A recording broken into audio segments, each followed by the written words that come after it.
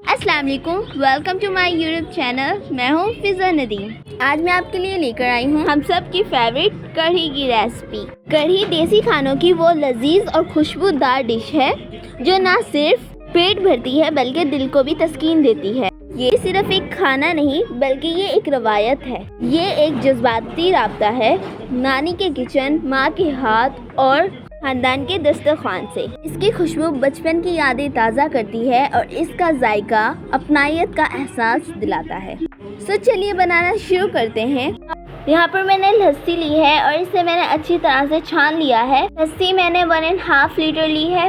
1.5 चम्मच लाल पिसी हुई मिर्च, 1/2 चम्मच हल्दी। कढ़ी में जब भी हल्दी इस्तेमाल किया करें तो आप अच्छी वाली हल्दी इस्तेमाल किया करें। यहाँ नमक लेंगे हस्बे जायका। 1 चम्मच साबुत सूखा धनिया, इसे हाथ की मदद से मसल कर डालेंगे। 1/2 चम्मच कुटी हुई मिर्च, आप चाहे तो स्किप भी कर सकते हैं लेकिन मुझे अच्छी लगती है इसलिए मैं इसमें डाल रही हूँ। 1 कप मैंने यहाँ पर बेसन लिया है और बेसन को मैंने छान लिया था। 1 लीटर लस्सी है तो मैंने इसमें 1 पाव बेसन डाला है। इन्हें हम मिक्स कर लेंगे। इसे इतना मिक्स करेंगे कि इसमें कोई लम्स वगैरह बाकी ना रहें। इसे पकाने के लिए हम चूल्हे पर रख देंगे। बॉयल आने तक हम प्रॉपर चम्मच को हिलाते रहेंगे। चूल्हे की आंच को मैंने लो रखा है। कढ़ी को पकते हुए 10 मिनट हो चुके हैं।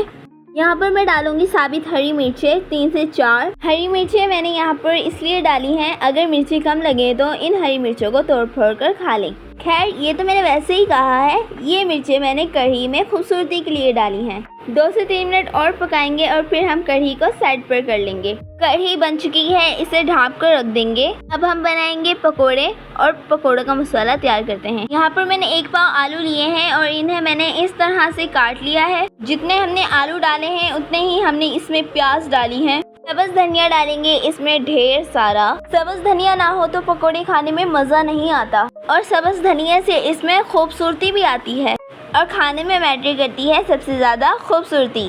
तो चलिए अब यहाँ पर डालते हैं कुछ स्पाइसेस। 1 चम्मच कुटी मिर्च, आधी चम्मच हल्दी, 3 से 4 हरी मिर्चें बारीक कटी हुई, हस्बे जायका नमक, 1 चम्मच साबित सूखा धनिया।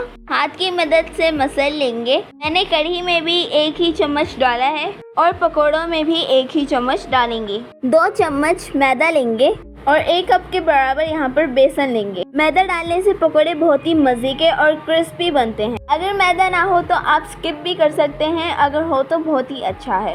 इन सब चीज़ों को मिक्स कर लेंगे। यहाँ पर पहले पानी नहीं डालेंगे, सबसे पहले सब चीज़ों को मिक्स करेंगे क्योंकि आलू प्याज भी थोड़ा थोड़ा पानी छोड़ते हैं। जैसे कि आप देख सकते हैं इसमें नमी आ चुकी है। मैंने यहाँ पर थोड़ा सा भी पानी ऐड नहीं किया। यहाँ पर हम इसे हाथ की मदद से मिक्स करेंगे थोड़ा थोड़ा पानी डालकर।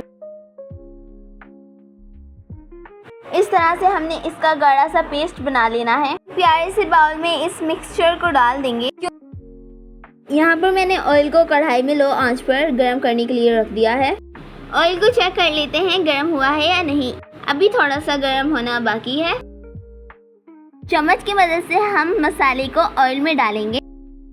हमें सिर्फ चम्मच की मदद से ही ये मसाला डालना है और इसके छोटे छोटे पकोड़े बनाकर तैयार कर लेने हैं। 1-2 मिनट बाद इनकी साइड्स चेंज करेंगे।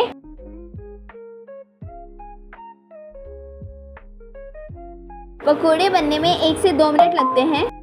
अब इन्हें बाहर निकाल लेंगे। जब भी कढ़ी के लिए पकोड़े बनाए तो उन्हें लंबा लंबा काट लिया करें। कढ़ी तो हमने पहले ही बना कर रख ली थी। बाहर निकालने के बाद इन्हें गर्मा गर्म कढ़ी में डाल देंगे और इन्हें कढ़ी के अंदर डिप कर लेंगे। जिसमें हमने पकोड़े फ्राई किए थे उसी में हम तड़का लगाएंगे। यहाँ पर मैंने लिया है जीरा साबित और अजवाइन और इनका तड़का लगा लेंगे। तड़के को हम कढ़ी में डाल देंगे और इसे ढाँप कर रख देंगे।